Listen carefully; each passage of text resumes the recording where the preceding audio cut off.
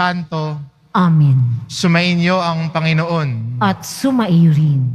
Mga kapatid, aminin ho natin ang ating mga kasalanan upang marapat tayong gumanap sa banal na pagdiriwang.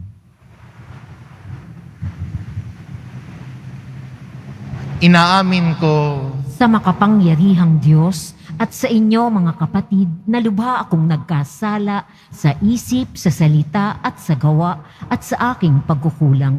Kaya ay sinasamo ko sa mahal na Birheng Maria, sa lahat ng mga anghel at mga banal at sa inyo mga kapatid na ako'y ipanalangin sa Panginoong ating Diyos. kaawaan tayo ng makapangyarihan Diyos, patawarin tayo sa ating mga kasalanan at patnubayan tayo sa buhay na walang hanggan. Amen. Panginoon, kaawaan mo kami. Panginoon, kaawaan mo kami. Kristo, kaawaan mo kami. Kristo, kaawaan mo kami. Panginoon, kaawaan mo kami. Panginoon, kaawaan mo kami. Manalangin tayo. Ama naming makapangyarihan, lakas ka na mga walang inaasahan kundi ikaw. Ang pagluhog namin ay iyong pagbigyan sapagkat kami mga tao lamang na pawang mahihina kapag iyong iniwanan. Kaya naman kami lagi mong tulungan upang sa pagtupad ng iyong mga kautusan, ikaw ay aming mabigyang kasiyahan sa aming iniisip at ginagawa araw-araw. Sa pamamagitan ni Hesukristo, kasama ng Espiritu Santo, magpasawalang hanggan. Amen. Magsiupo muna po ang lahat. Pagbasa mula sa ikalawang sulat ni Apostol San Pablo sa mga taga-Korinto. Mga kapatid, yamang kami mga katulong sa gawain ng Diyos. Ipinamamanhik namin sa inyo na huwag ninyong sayangin ang pagkakataong ibinibigay sa atin ng Diyos. Sapagkat sinasabi niya, sa kaukulang panahon ay pinakinggan kita. Sa araw ng pagliligtas, sinaklolohan kita. Tingnan ninyo, ngayon na ang panahong nararapat. Ngayon ang araw ng pagliligtas. Iniwasan kong makagawa ng anumang ipagdaramdam ninuman upang hindi mapulaan ang aking paglilingkod. Sa halip, ipinakikilala ko sa lahat ng paraan na ako'y lingkod ng Diyos sa pagtitiis ng kahirapan, kapighatian at kagipitan. Ako'y hinagupit, ibinalanggo at binugbog. Naranasan ko ang magtrabaho ng labis, ang di matulog magdamag, ang di kumain ng ilang araw. Ipinakilala kong ako'y lingkod ng Diyos sa pamamagitan ng malinis na pamumuhay, kaalaman, pagpapahinuhod, kabutihang loob, gayon din sa pamamagitan ng Espiritu Santo, tapat na pag-ibig, tapat na pananalita, at kapangyarihan ng Diyos. Ang katuwiran ang siya kong sandatang panlaban at pananggalang. Naranasan kong parangalan at siraang puri, laitin at papurihan. Ako'y itinuring na sinungaling, gayong katotohanan ang aking sinasabi. Ako'y itinuring na di kilala, ngunit kilalang kilala. Halos mamatay na, ngunit malakas na malakas. Kahit ako'y pinarurusahan, hindi ako namamatay. Inaring hapis na hapis, gayon may laging nagagalak. Mukhang mahirap, ngunit nagpapayaman sa marami. Waring walang-wala, ngunit akin ang lahat ng bagay. Ang salita ng Diyos. Salamat sa Diyos.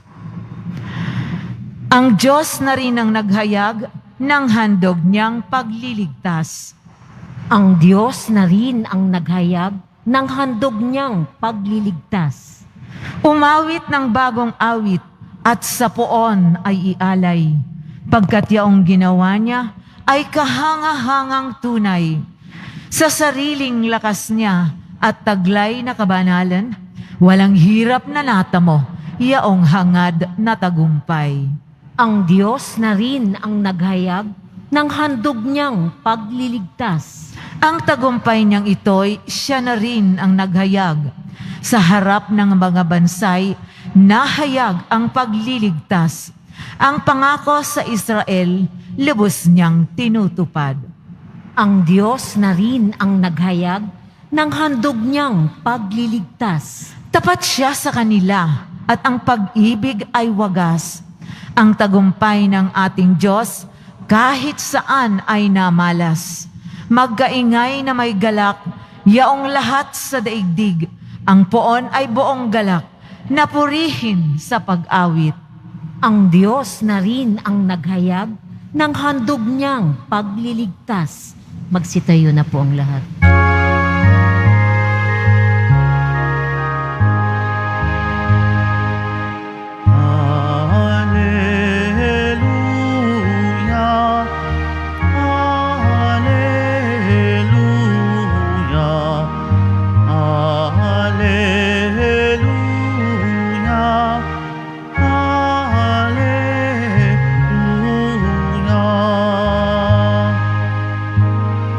Salita mo'y liwanag, tanglaw sa aking paglakad, sa paghakbang sa iyong landas.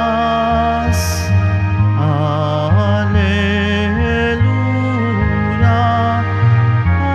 alleluia, alleluia.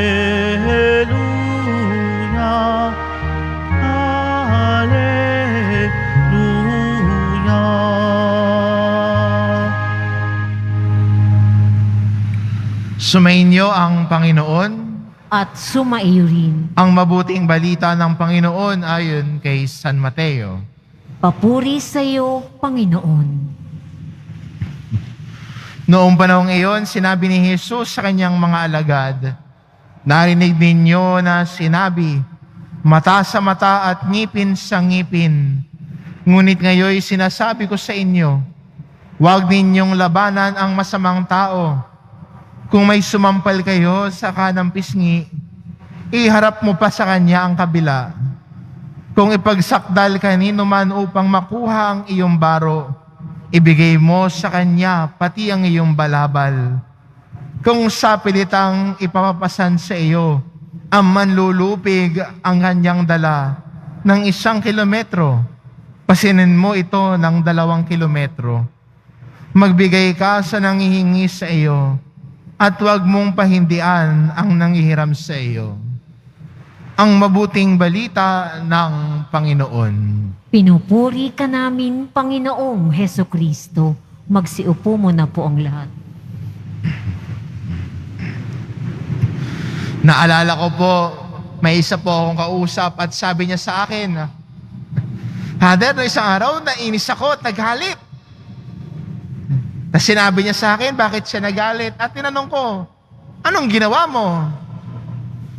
Father, ngingiti-ngiti lang ako. Siyempre, Father, gumanti ako. At nung sabi ko sa kanya, nung gumanti ka, anong naramdaman mo? Natuwa ka ba sa ginawa mo? At tumahimik siya. At naisip niya, Father, pagkatapos kong maghiganti at bumawi, hindi ho ko natuwa. Parang mas bumigat lalo yung pakiramdam ko. Parang pakiramdam ko, parang mali yata yung ginawa ko. Sa atin ng Ebanghelyo, pwede pong maging ganun agad ang reaksyon natin. Pag may hindi magandang ginawa sa atin, gusto nating maghiganti. Pag naiinis ka, sa panahon ho ngayon, sige, ipopost kita sa Facebook. Sige, pariringgang kita, itatag kita. Pero pagkatapos gawin yon, do you feel complete and happy? O mas lalong bumigat ang pakiramdam mo kasi alam mo na hindi maganda yung resulta ng ginawa mo? At nais tayong iadya dito ni Jesus. Oo, minsan may mga pagkakataon na may mga nakakaalitan tayo. May mga pagkakataon na hindi tayo nagkakasundo. Pero hindi ho dahilan ang paghihiganti. Pwede ho magpaliwanag o makipag-usap ng maayos, pero hindi po dahilan para maghiganti sa kapwa. Kasi ho, ang paghihiganti, wala din pong mabuting maidudulot.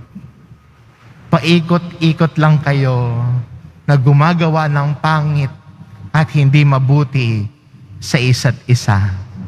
Kaya po, bilang mga Kristiyano, nasa sa atin at pinapaanyayahan tayo na putulin natin at sa atin magmumula ang pagputol ng karahasan at kasamaan sa kapwa.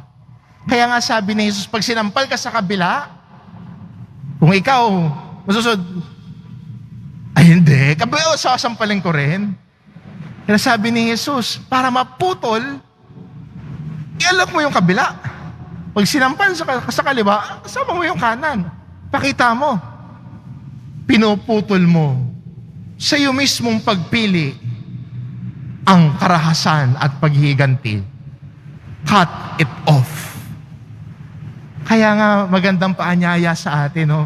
Bilang mga Kristiyano, oo, may mga pagkakataon na gusto nating maghiganti. Gusto nating bumawi.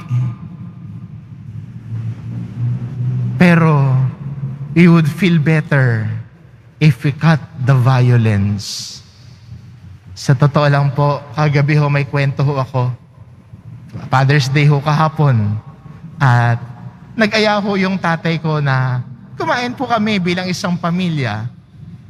At siyempre, dahil Father's Day, maraming tao ho sa mall. At sa parking, ganon din, pahirapan. So, habang ho nag-aantay po ako, maghahanap po ng paparadahan, may lumabas. Sabi ko, Lord, eto na nga. So, nung pinapalabas ko na siya, may kasunod po ako bilang pumasok sa pagpaparkingan ko sana.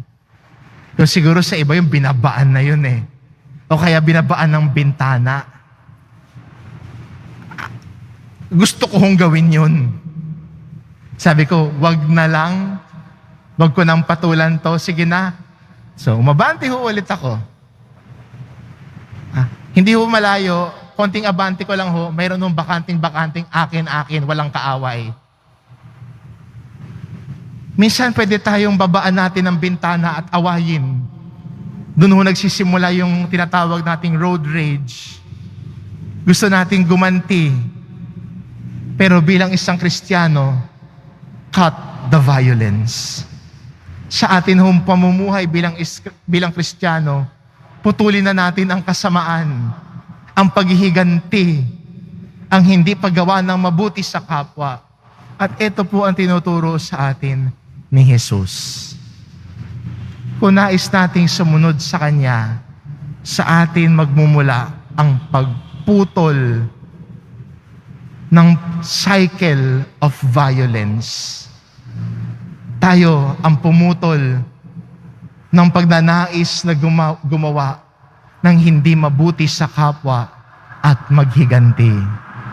Kung ganun po yung ating gagawin, tumutupad tayo sa aral at turo ng poong Jesus Nazareno at sinasabi sa atin lagi, mapalad ang nakikinig at tumutupad ng mga aral at turo ng Panginoon. Kaya ho, ang paanyaya sa atin, putulin ang paghihiganti. Ipalit ang pag-uunawa at pagmamahal. Kung gano'n ang gagawin natin, pagpapalain lagi tayo ng Poong Jesus Nazareno. Amen. Magsitayo na po ang lahat.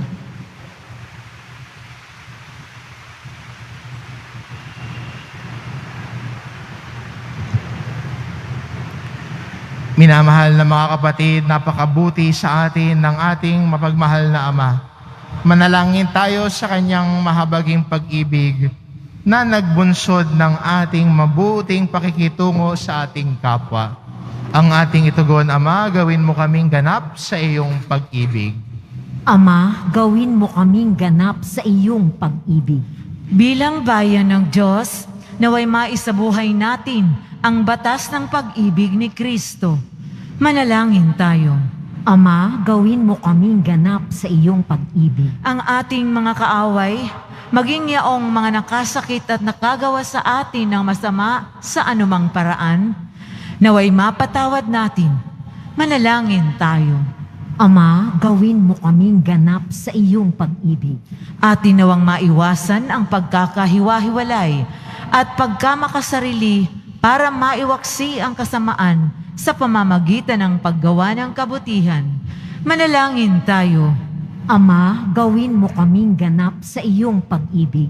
Ang mga pinaging manhid ng pagkakasala, naway hipuin ng Espiritu ng Panginoon upang magbalik loob sila at magbagong buhay. Manalangin tayo. Ama, gawin mo kaming ganap sa iyong pag-ibig. Ang ating mga mahal na yumao, naway ligtas na maakay, pauwi sa piling ni Kristo. Manalangin tayo. Ama, gawin mo kaming ganap sa iyong pag-ibig. Panginoon ng sambayanan, habang aming itinataas ang mga panalangin ito, tulungan mo kaming magkakasamang lumago at mapaglaban ang pagkakaaway-away at hindi pagkakasundo. Hinihiling namin ito sa pamamagitan ni Kristong aming Panginoon. Amen. Magsiupo muna po ang lahat.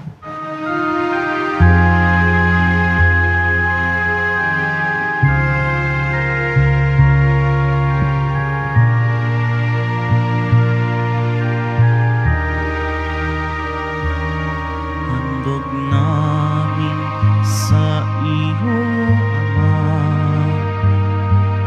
ang tinapay at alak na ito. Handog ng bayang umaasa, sumasamba't nagmamahal sa iyo.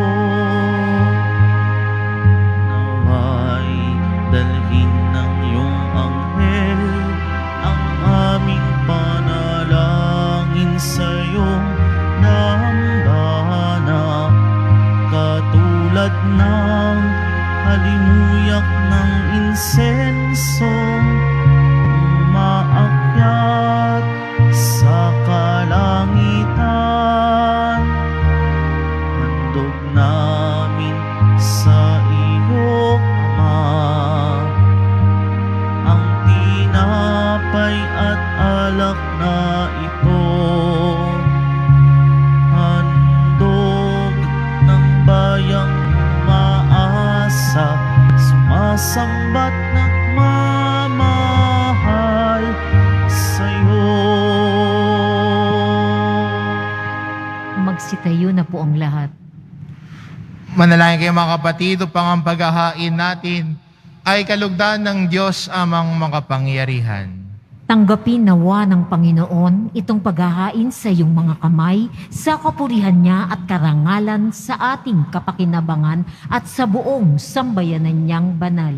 Ama naming lumikha kami, ginagawa mong may angking katauhan na dapat pakainin at pangalagaan ang iyong dinudulutan ng banal na pakikinabang.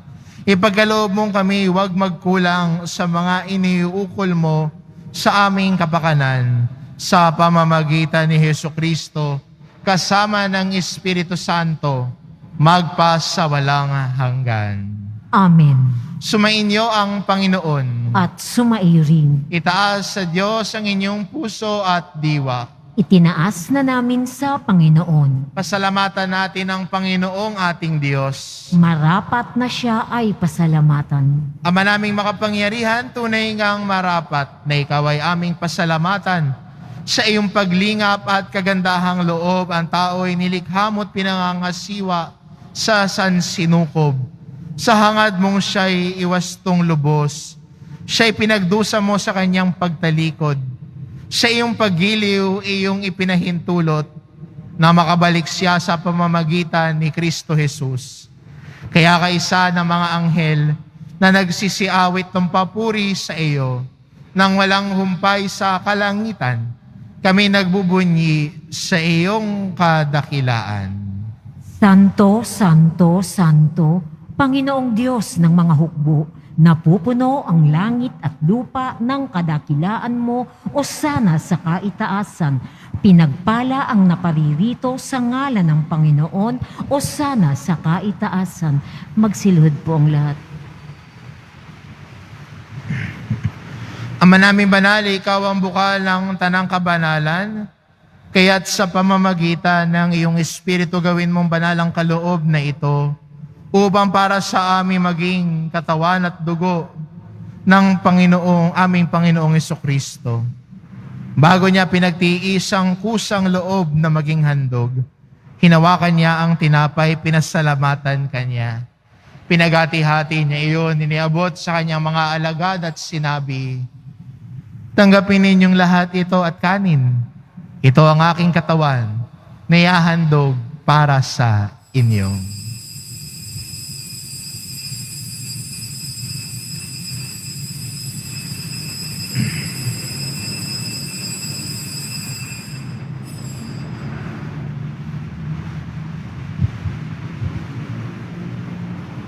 Gayun din naman na matapos ang hapunan, hinawakan niya ang kalis.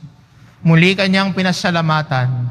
Iniabot niya ang kalis sa kanyang mga alagad at sinabi, "Tanggapin ninyong lahat ito at inumin ito ang kalis ng aking dugo, ng bago at walang hanggang tipan. Ang aking dugo na ibubuhos para sa inyo at para sa lahat, sa ikapagpapatawad ng mga kasalanan.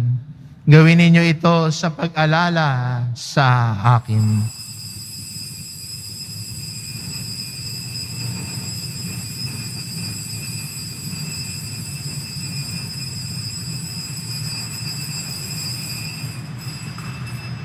Magsitayo na po ang lahat.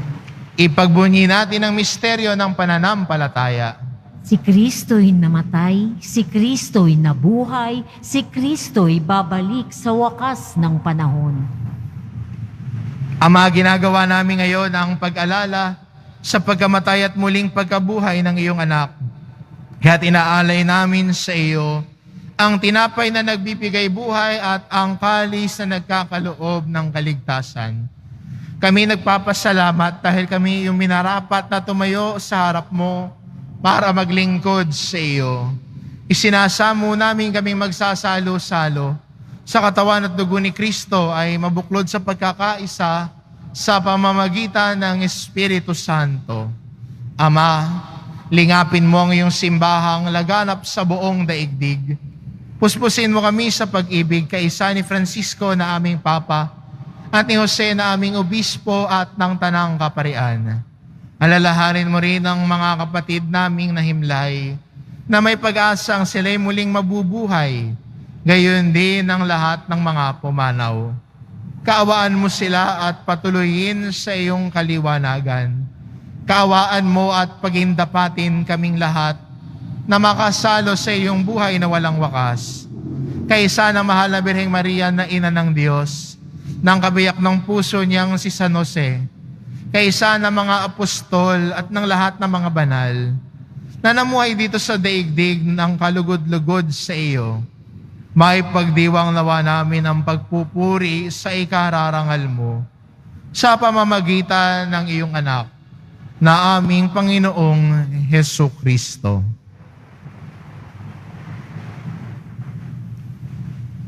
Sa pamamagitan ni Kristo, kasama niya at sa Kanya, Ang lahat ng parangal at papuri ay sa iyo, Diyos amang makapangyarihan, kasama ng Espiritu Santo, magpa sa walang hanggan.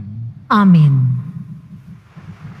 Sa tagubilin ng mga nakagagaling na utos at turo ni Jesus na Panginoon natin at Diyos, ipahayag po natin ng lakas loob.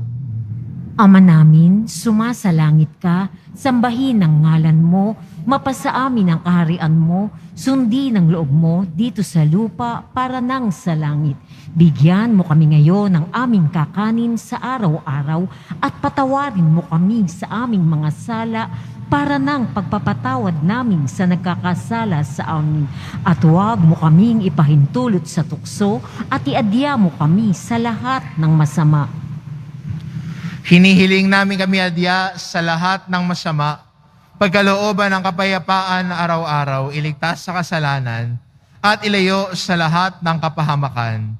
Samantalang aming pinananabikan ang dakilang araw ng pagpapahayag ng tagapagligtas naming si Hesu Kristo. Sapagkat iyo ang kaharian at ang kapangyarihan at ang kapurihan magpakailanman. Amen. Panginoong Kristo, sinabi mo sa iyong mga apostol, kapayapaan ang iniiwan ko sa inyo, ang aking kapayapaan ang ibinibigay ko sa inyo. Tunghayan mo ang aming pananampalataya at huwag ang aming pagkakasala.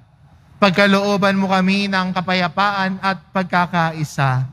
Ayon sa iyong kalooban, kasama ng Espiritu Santo, magpasawalang hanggan.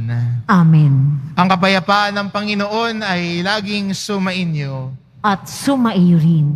Magbigayan kayo ng kapayapaan sa isa't isa. Kordero ng Diyos na nag-aalis ng mga kasalanan ng sanlibutan, maawa ka sa amin. Kordero ng Diyos na nag-aalis ng mga kasalanan ng sanlibutan, maawa ka sa amin. Kordero ng Diyos na nag-aalis ng mga kasalanan ng sanlibutan, ipagkaloob mo sa amin ang kapayapaan. Magsiluhod po ang lahat.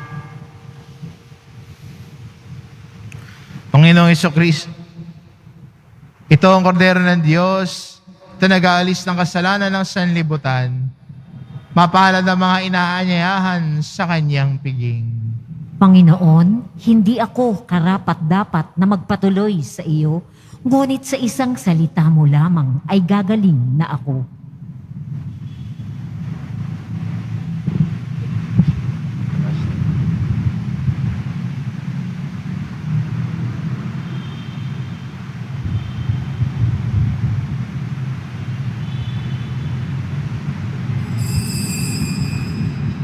Para sa lahat ng tatanggap ng banal na komunyon, sasagot po tayo ng amen pagkasabi ng pari o lay minister ng katawan ni Kristo at isubo agad sa bibig bago umalis sa harapan ng pari o lay minister. Sumunod po tayo. Maraming salamat po.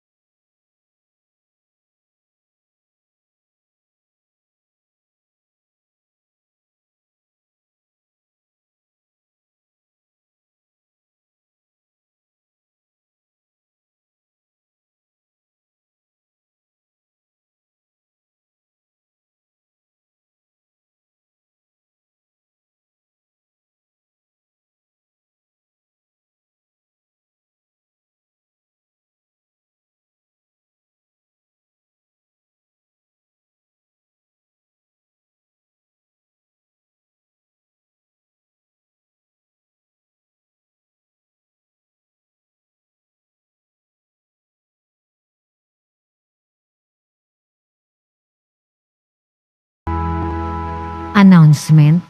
Sa darating na June 24, Sabado, dakilang kapistahan ng pagsilang ni San Juan Bautista. Ang oras ng ating mga misa sa araw na iyon ay katulad ng linggo at ang ating Fiesta Mass ay sa ganap na 12:15 ng tanghali na pamumunuan ng kanyang kabunian Jose Cardinal Advincula Didi, Arsobispo ng Maynila. Ipinagbibigay alam po sa lahat, lalo na sa mga ministry at organisasyon ng ating simbahan, HDN, mga samahan o grupo ng ating simbahan na ang karakol ay gaganapin sa ika-4 ng hapon na iikot sa paligid ng simbahan at ang maringal na prosesyon ay sa ganap na ika-5 ng hapon. Ang lahat po ay inaanyayahan sa mga gawaing ito ng ating kapistahan. Pinaaalalahanan pa rin po ang lahat na huwag maging kampante sa banta ng COVID-19. Bagkus, dapat nating ipagpatuloy ang tamang pagsunod sa minimum public health standards, ang pagsusuot ng tamang face mask. Pagkatapos ng misa, wiwisikan po ang lahat ng banal na tubig. Pinakikiusapan ng lahat na manatili lamang muna sa inyong mga lugar. Tanging sa Quezon Boulevard o Plaza San Juan lamang ang labasan ng lahat. Sumunod po tayo. Maraming salamat po sa inyong pagdalaw at pagsisimba sa Basilica Menor ng Itim na Nazareno. Magsitayo na po ang lahat. Manalangin tayo.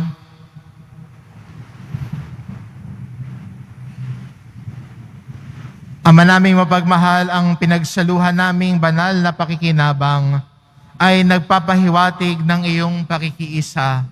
Sa tanang naritong nakikipagdiwang ay magdulot nawa ng pagkakaisa sa iyong sambayanan.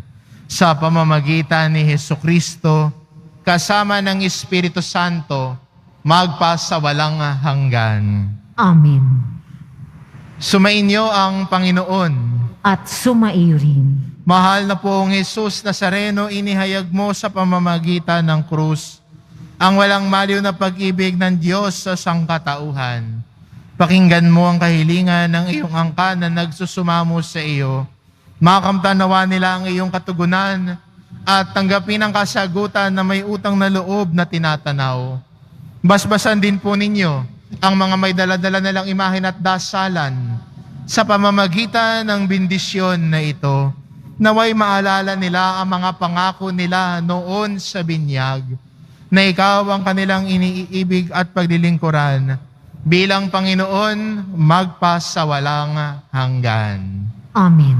At pagpalain kayo ng ating mapagmahal na Diyos, ang Ama, at ang Anak, at ang Espiritu Santo. Amen. Humayo kayong taglay ang kapayapaan ng poong Jesus Nazareno. Salamat sa Diyos.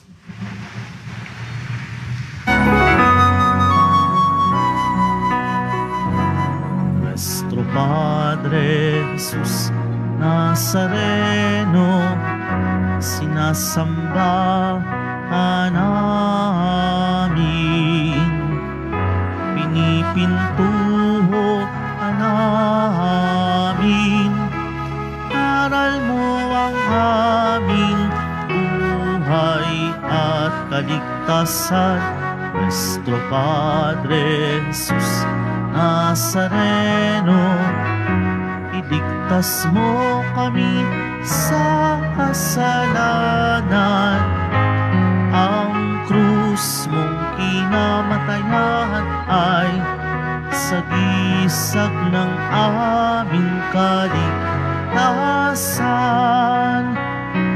Nuestro Padre Jesus Nazareno, dinarangal ka namin. Nuestro Padre Jesus Nazareno, nilulwalhati ka namin. Nuestro Padre Jesus Nazareno, dinarangal ka namin. Nuestro Padre Jesus Nazareno, nilulwalhati ka namin.